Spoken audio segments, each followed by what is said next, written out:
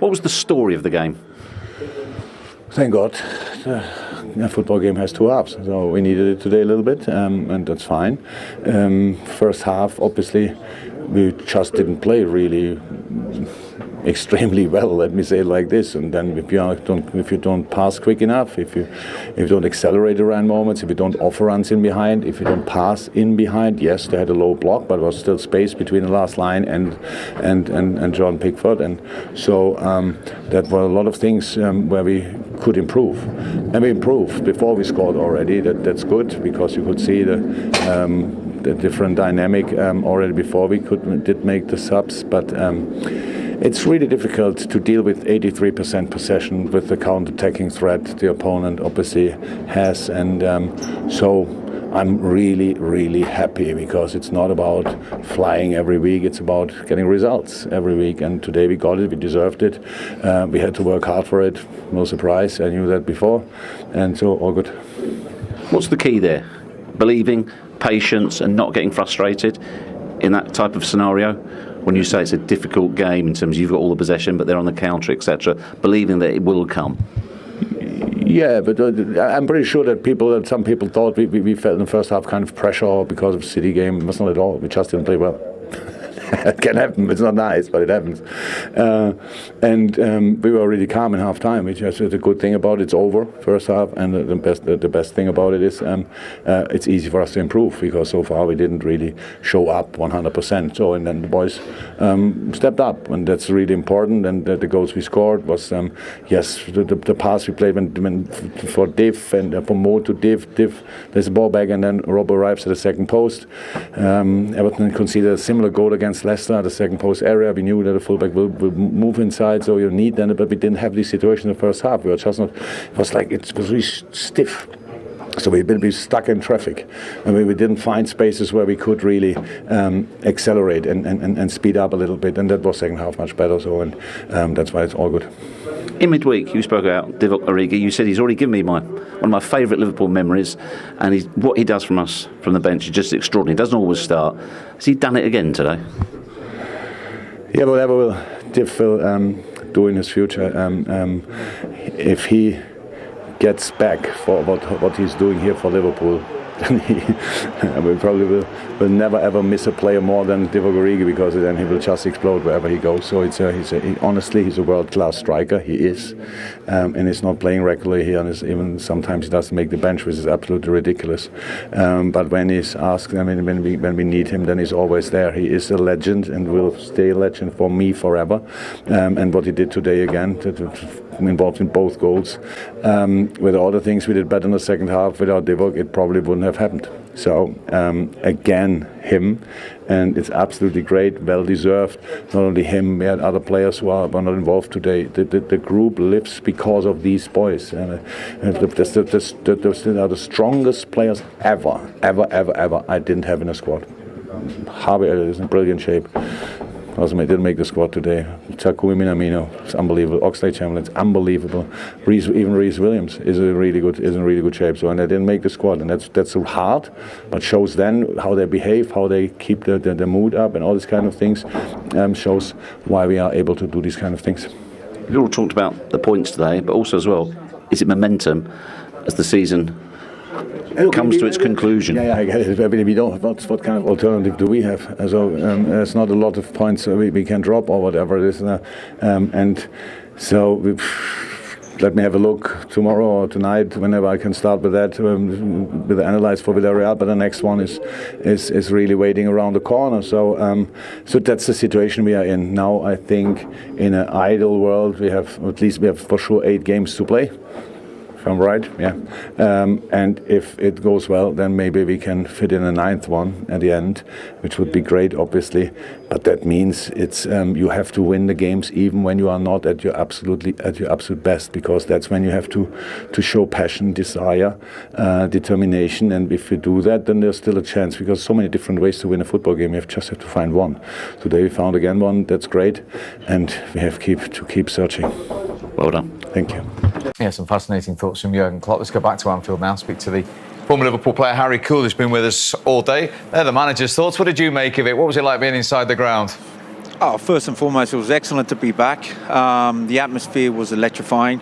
Maybe not in the first half, but once Diaz and Origi came on, it really livened up the crowd. And once you get players like that coming on, changing the game, you know, they got that first goal, and I couldn't see Everton coming back.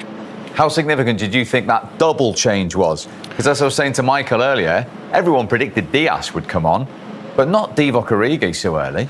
No, and I heard you all talk about Origi's what he does against Everton. So there was always a chance that he was going to come on. Didn't think he was going to do the double substitution then. But when you have Diaz, you know, coming on, and like I said, that's what they were missing in the first half. Someone running at defenders. You know, they were always getting out wide and passing the ball backwards. But when Diaz got that ball attacked, he just started to open up the Everton defence, which was excellent. Could you do what Divock Origi does? And you've heard Jurgen Klopp talking about him there being a legend. 6 substitute appearances all season. He's scored in 3 of them. We know the big goals he's scored. How hard is that when you're not featuring all the time to produce that, Harry? It is tough, and I heard Michael speaking about it before, and yes, you would be questioning it, but unfortunately, they have a wonderful side. Every single player is a superstar in this team, and they're playing for 4 trophies, and Jurgen Klopp needs every single player to be at the top of their form, whether they come on for 45 minutes, whether they play 90, whether they play 5. They've just got to be ready, and that's what he seems to have. He has these players that keep coming on and doing the business. Harry, you've gone down the managerial route yourself. How unbelievable must it be to be standing in that dugout, turn around and look at... You've already got 3 world-class strikers on. You can pick another 3 in behind you. To have those options, how good is that for Jurgen Klopp? Well, look, you're only as good as your goal scorers, and to be able to look back there and think, oh, which one can I put on to change the game? It must feel great. But he's had to work for it. And even like you can have world-class players, and we've seen many teams have fantastic players sitting on the bench. But again, this is the one probably ingredient that we all don't understand, is how he gets these players to come on and physically change the game. And it's just been perfect for Liverpool, and hopefully they can continue this.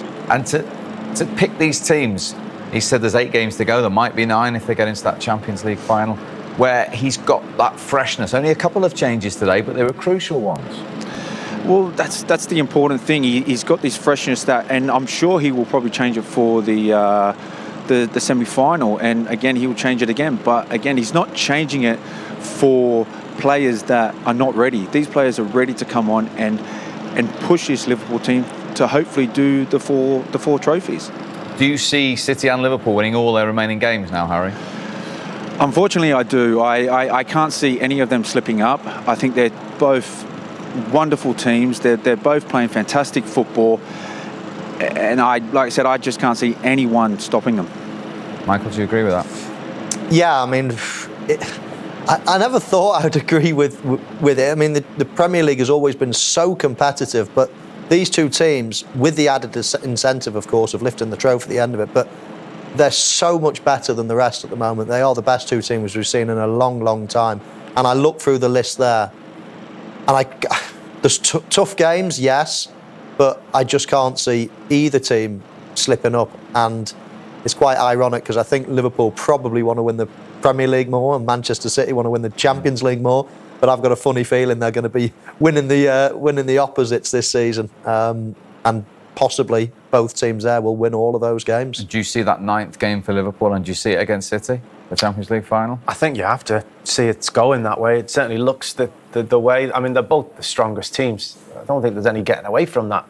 They're the strongest teams in Europe, potentially the world, and you just see them both keeping on winning games. You see them picking up the necessary points, getting through in the Champions League semi-finals. You just wonder if there was going to be a moment where either would drop a point. It might be off the back of the Champions League semi-finals, or in the game in between, where the priorities are maybe just distracted, because it is an important game, the Champions League finals, no doubt about it. Big games that they have to get through. So maybe they'll slip up in their moments, but I can't see it.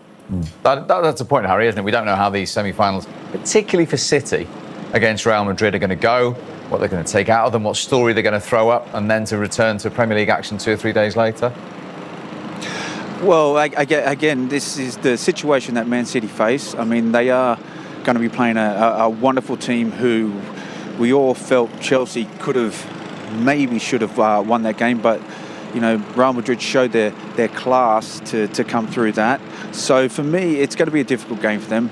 But again, I think both of these teams have the momentum to continue to win all these games. Harry, before we let you go, I must ask you about your other former club, Leeds, who of course play tomorrow against Crystal Palace. With what we've seen from Burnley today, and Everton obviously have gone into the relegation zone and have lost there where you are, Leeds all of a sudden are looking over their shoulder again, aren't they? I know, it's frightening to see. It's slightly disappointing because they are a fantastic club and they've worked so hard to get they've got. But looking at their running, again, I have to agree with Michael. I'd be happy to be in Burnley's situation at the moment. Kind of the new manager, getting a couple of wins, the momentum's there. And then with Everton and Leeds, they've got a tough run in, and it's going to be difficult. If they can scrape through tomorrow and get 3 points, maybe that can ease the pressure, but it's going to be definitely difficult for Leeds. Do you think they need to take something from this game tomorrow now, just to alleviate a bit of the pressure psychologically? 100%, and I'm not just saying 1 point. I'd like to see them get 3 to kind of get that breathing space, because the next 3 games are going to be very, very difficult for them. So many stories around Liverpool and Leeds, so very good to talk to you. Nice to see you again. Thank you. What you wanted? What did you make of it? I thought we played well. I don't know what it looks like. In terms of possession, of course, the game plan was understanding that they're one of the best teams in the world, what they're doing to teams recently. So could we be disciplined and work hard within that? Yeah. Could we break and create chances? Yeah. They didn't threaten our goal at all in the first half. And then we had, a couple of opportunities. The Corey running through, moments in their box. So first half good. Started the second half good, breaking away. If we get the first goal, the game feels completely different. But with Liverpool that there's always either a moment of brilliance, Mo Salah for the first goal, or because of their aggressive nature of their game, an overhead kick that bounces into the floor and lands on Origi's head. And that's the qualities that they have. In terms of, I can't ask any more of the players to give much more. As I say, if we get our goal whilst we were not giving them real chances, I think the game feels completely different. Do you think you had a reasonable penalty shout as well? Yeah. I think it was. I'm not sure how clear cut it was, but the ref was quick to whip out a yellow card. And when the little stuff was going off in the middle of the pitch, I think if you look back with VAR, there's some questionable things going on in that too. Maybe that's to be expected when you come here. Bit of talk in our studio. You played in the Chelsea side that came here 2014. That you were captain that day. Was that in your mind at all? That type of experience of coming here and frustrating Liverpool? No. I remember it. I was number 10 at 35 years of age. I sort of did a really solid job, which we did on the day, and we obviously got a famous result, which had a big effect on stuff. But it wasn't. It was more the moment and now in this group of players. So we asked the players to be disciplined. As I say, if you watch them lately, what this team are doing to teams, if you try and come out and go toe to toe with them, we're not in that position to do that. We're in a position to be smart. And we were smart for 60 minutes, and then unfortunately the goal goes in, and then it becomes very difficult after that. And that's all with losing Ben Godfrey in the warm-up. Yeah. So it's we've had some of those moments recently, and the important thing, and I'll be the first, is to stick with it, to work, to keep preparing, to play with attitude. And there's no doubt that the attitude and the way that the lads stuck to their task today was really, really good. And the thing we're missing is being clinical in those chances, because obviously both boxes affects the game. Burnley's win today means you are now in the bottom 3. Is it almost a psychological effect that has on you more than anything else, the fact you are in the bottom 3? It doesn't to me. It'll be spoken about, but we've got 6 games to Burnley's 5 left. Leeds are in there, so they play tomorrow. But to hang too much, we had to expect Burnley might win today and worry about our own job. So there's 18 points for us to fight for, which is a lot of points. So it's important for players, fans, club to not get sucked into that in a negative way. We're realists, it is what it is. But there are a lot of games for us to go and try and win. And with the attitude we showed in the pitch today, and the togetherness and the spirit, maybe a few things go our way that didn't go our way today, and we'll get the results. You'll take points from anywhere, I'm sure, but is the focus particularly on those home games? Yeah, on everything, Jeff. Now it's not. It's we're at that point now. We showed a great organisation today away from home, which is something we've been striving for and working towards. So every game we have to be spot on. Every game we have to fight and believe, and absolutely believe. It's the whole club has to do that, because there will be some negative chat now. But we've been in this fight for a long time since I've got here. So if it goes to the end, let's stand up and take it to the end. And your belief is no less than what it was just because you've dropped into the bottom three? No, because we're coming to Liverpool. Let's be honest about it. This team, the way they play and the threats they have, you know what you can get here.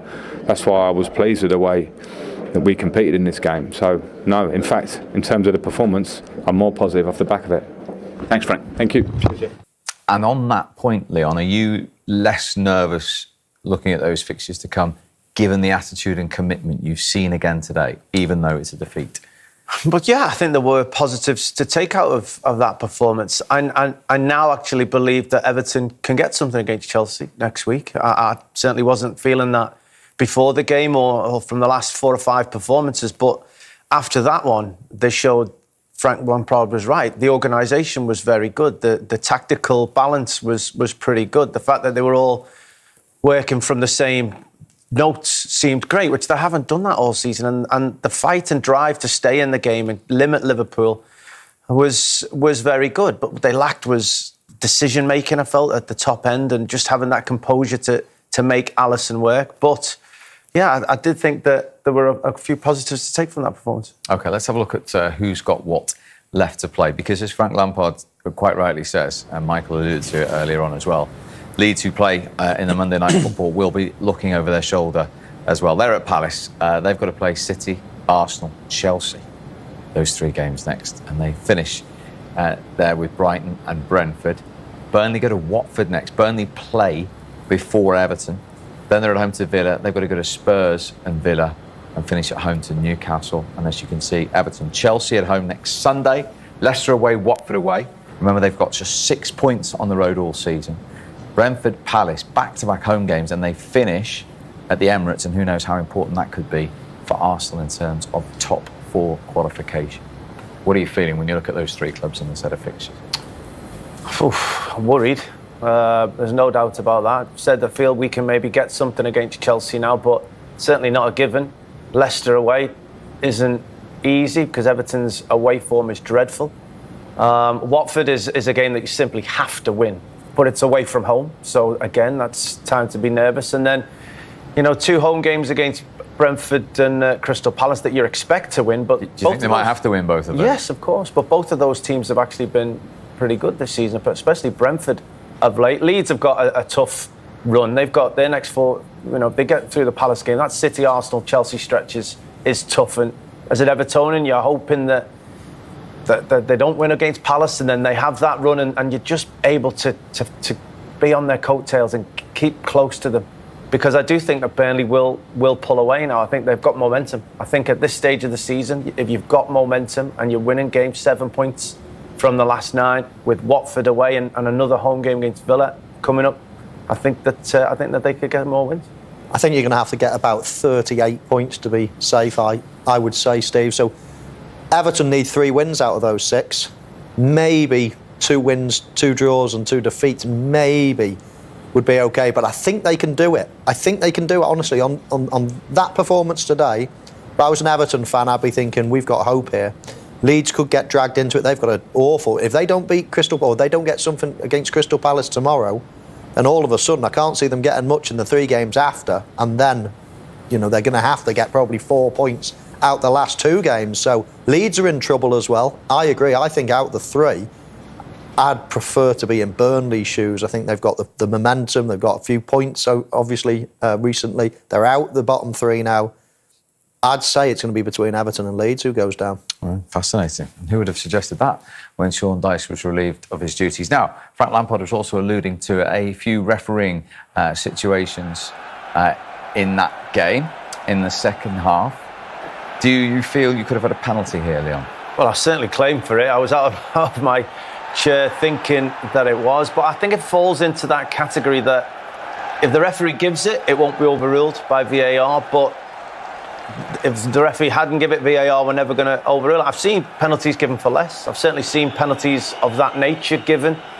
As Frank Lampard touched on, to get one of those at Anfield is a stretch. Because I think they have to be more certain than that for referees to be prepared to give them. Yeah. I didn't think it was a pen. surprisingly. I've seen them given for that, though. So if he had blown the whistle, I would have not been surprised, put it that way. But on balance, I didn't think it was a penalty. I don't think there was a push. I think there was a little bit of an arm. Of course, when he goes down and then there's tangling legs and then everyone falls on the floor, you automatically think, wow. But that was not the situation. It was more, was there a push or not? And I don't think there was enough. OK, that and much more needs to be discussed with Dermot Gallagher. Good to see you, Derm. Did you think that was a pen? I didn't, on balance, Steve. I think there was a little push, but there's physical contact in the game. I'm in Michael's camp as well. I think once they go down, they're always going to tangle the legs. What I would say, in Leon's defence, I agree with him as well, that if the referee gives it on field, they're never going to overturn it on the VAR. I think this really is all about the referee's decision. He makes that decision. Whichever way he decides, the VAR is going to back him. You know, that's the vega of the VAR, but I think the referee... Anthony Gordon involved in the other penalty area in the first half as well. Went down, got a yellow card. What was your reading of this? I don't like seeing this, Steve, and I like the referee's 2 yellow card for this. And the reason I say that is because I think if the referee does this a few times over the next few weeks, it will stop it, because it's the only thing that can stop it if the players get punished. I think if the referees don't take action, you will see the players willing to take a chance. I didn't think it was anything other than simulation. He will argue that he sees the tackle coming and he's trying to ride it, but you know, for me it's simulation, trying to win a penalty. Would that have been in Paul Tierney's mind with that second incident in the second half, the fact that it was the same player and he'd already booked him for simulation? In Stuart Atwell's mind, you mean? Sorry, in Stuart Atwell's mind, yeah. I don't think so. It was interesting, if you look at Stuart Atwell, he does what I like referees to do. He didn't knee-jerk reaction. He took his time, he thought about it, and I think what he's done, he's run it through his head and thought, yeah, there is a little bit of contact, there's the arm on the back. It's not enough to put him down because of the higher threshold they're operating this year that we saw come in following the Euros in the summer. And I think that's good when referees take the time. You know, don't rush in and regret it. You know, take your time and get it right. Michael, Sadio Mane, towards the end of that first half, we've seen 2 incidents. What do you think? I think he's got to be very careful. You cannot raise your hands and you can't put it in people's faces. And I think he's also got to be very thankful that the 2 Everton players didn't make a meal of it.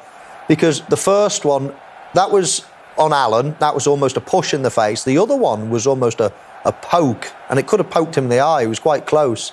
And I think, as I say, if any of those players go down and start rolling around, the referee could then go to VAR, have a look at it, and a raise of the arm into somebody's face, you're really risking a red card. So I think he's got to be a bit careful in the future. I just think that shouldn't be the issue. Should we say that players have to go to ground and roll around for that incident to be looked at? That is what we deem a red card offence, by putting your hand in somebody's face. He's done it twice within 15 seconds of each other. Neither Everton player has gone to ground. We were trying to credit that. And because of that, those incidents haven't been looked at.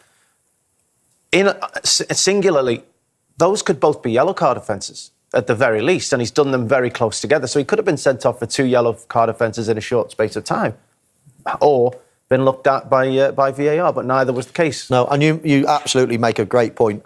We cannot just say if he had gone down and the players rolled around. That should not come into it at all. It should just be the action. Does that deserve a yellow card, a red card, or nothing?